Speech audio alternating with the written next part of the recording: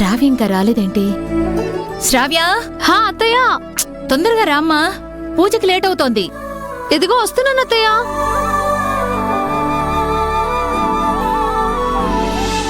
అత్తయ్య,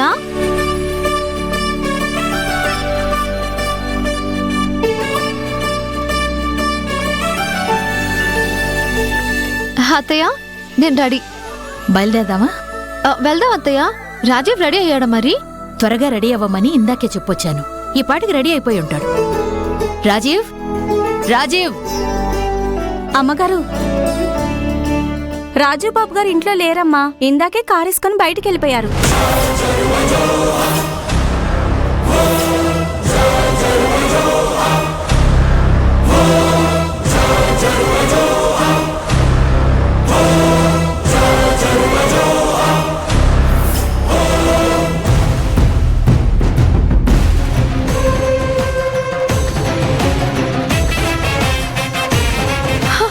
శ్రావ్య!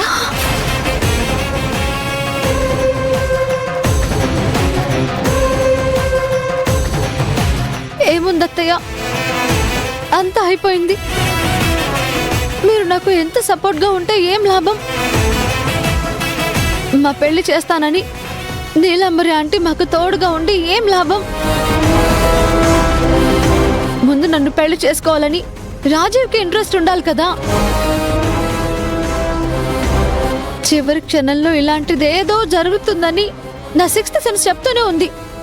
కానీ నేనే రాజు మీదున్న ప్రేమతో పిచ్చి దానిలాగా ఈ పెళ్లి జరుగుతుందిలే అని ఏదో మూల నమ్మకం పెట్టుకున్నాను.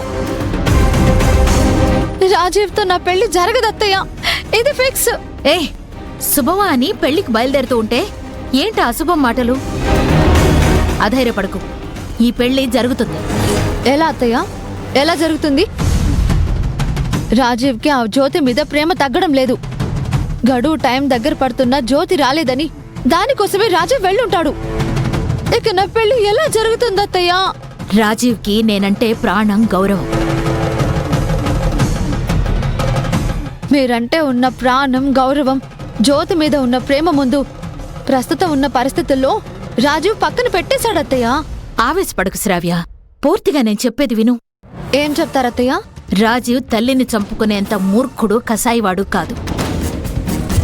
తప్పకుండా వస్తాడు. మీరు బెదిరిస్తున్నారే తప్ప నిజంగా చావరని డిసైడ్ అయ్యాడేమో. ఇప్పుడేంటి శ్రావ్య, వాడు రావడం కోసం నన్ను విషం తాగి చచ్చిపోమ్మంటావా? అత్తయ్య,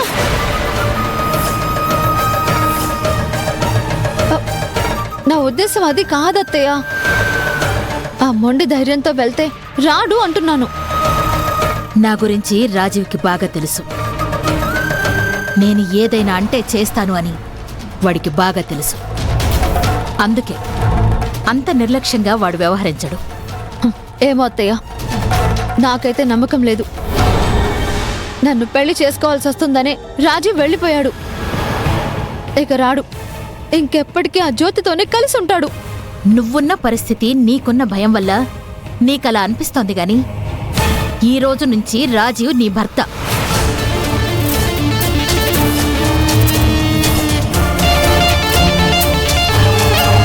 నువ్వొకటి ప్రాక్టికల్గా ఆలోచించు. రాజు ఒకవేళ జ్యోతి కోసమే వెళ్ళాడు అని అనుకుందాం. పోలీసుల నుంచి తప్పించుకుని తిరుగుతున్న జ్యోతి వీడికెలా కలుస్తుంది చెప్పు? టైం బాలేకపోతే ఏమైనా జరగచ్చత్తయ్య. ఉండు, నీ అనుమానం తప్పు అని నేనిప్పుడే ప్రూవ్ చేస్తాను.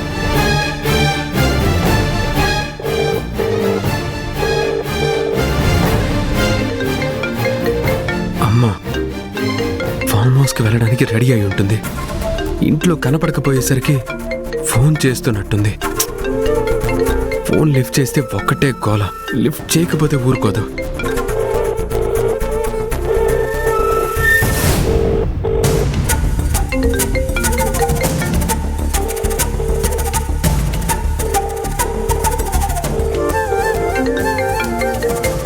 చూసారా అత్తయ్య, జ్యోతి కోసం వెళ్ళాడు కాబట్టి, నన్ను పెళ్లి చేసుకోవడం ఇష్టం లేదు కాబట్టి మీరు ఏమంటారు నన్ను భయపడి రాజీవ్ ఫోన్ తీయడం లేదు. నాకు తెలుసు నా తల రాత ఇంత. కొంచెం సైలెంట్గా ఉంటావా?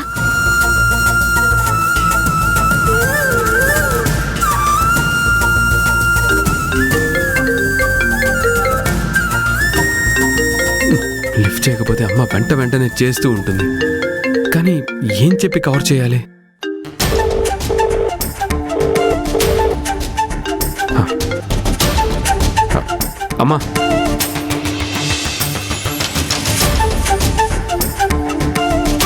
ఫోన్ తీయడానికి ఎంతసేపురా? ఆ, బాగా ట్రాఫిక్ ఉందమ్మా, అందుకే కొంచెం లేట్ అయింది. చెప్పమ్మా, ఎందుకు ఫోన్ చేశావు? ఎందుకేంట్రా? ఫామ్ హౌస్కి వెళ్ళాలి, అక్కడ పూజ ఉందని చెప్పాను కదా, చెప్పకుండా ఎక్కడికి వెళ్ళావు? అది ఫ్రెండ్కి హెల్త్ బాగాలేదంటే తప్పనిసరి పరిస్థితుల్లో వెళ్తున్నానమ్మా.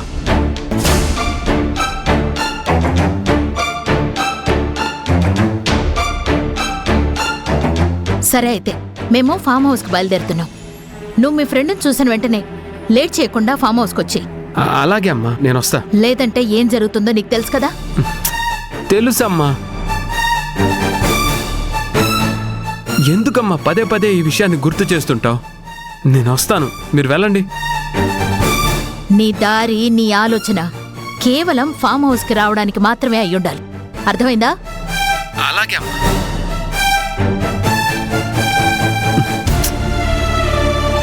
ఈ జ్యోతి ఎక్కడుందో? రంజిత్ లొకేషన్ ట్రేస్ చేశాడో లేదో? ఇప్పుడు హ్యాపీయా? థ్యాంక్ యూ అత్తయ్య, థ్యాంక్ యూ సో మచ్.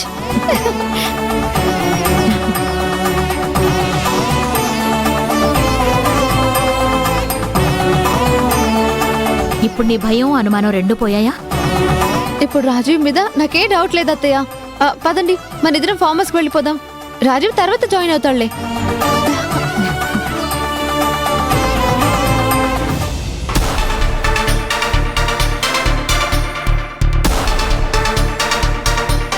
చెప్పరా?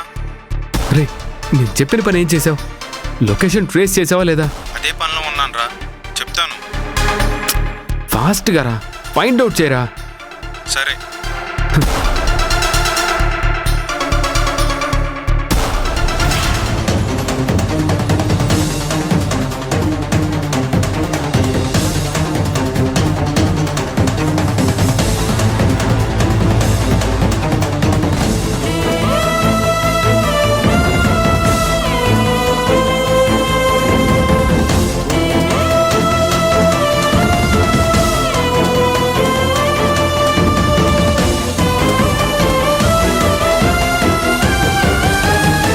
జ్యోతి ఏమైంది?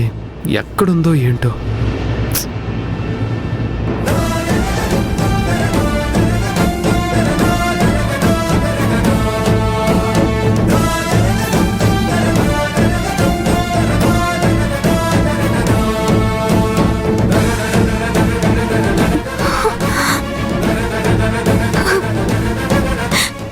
వాళ్ళు దొరకట్లేదు. నా ఫోన్ దొంగలు ఎత్తుకెళ్లారు దొరబాబు.